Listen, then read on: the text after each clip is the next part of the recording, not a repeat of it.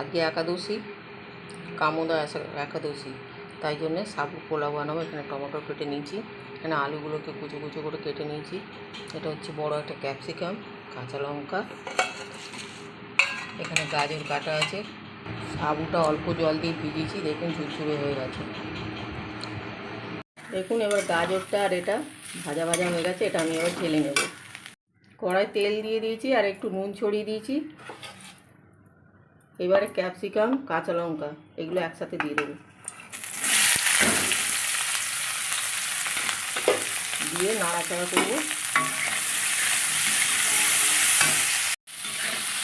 এইটা দিয়ে একটু নাড়াচাড়া করে নিলাম। এবারে যে টমেটোটা কেটে রেখেছিলাম, এটা হচ্ছে শুধু খোসাটা নিয়েছি, এর দানা একটাও নিয়েছি, এগুলো দিয়ে দিলাম। দিয়ে এবার এটা একটু নাড়াচাড়া করবো।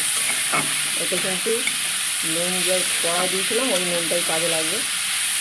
আমি এগুলো সব সন্দেহ নুনে কাজ করছি। দেখুন ওগুলো ভাজা হয়ে যেতে আমি একটু একটু করে সবজি ভাজাটাও দিচ্ছি আর সাবুটাও ঢালছি। সাবুটা আমার পুরো ঝুরঝুরে করা আছে, অল্প অল্প করে সাবু দেবো আর অল্প অল্প করে আমি সবজিটাও ভাজা যে আছে ওটাও দেবো। দিয়ে ওটা ভাজা করবো।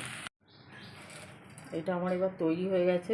এর মধ্যে বাদাম ছড়িয়ে দিয়ে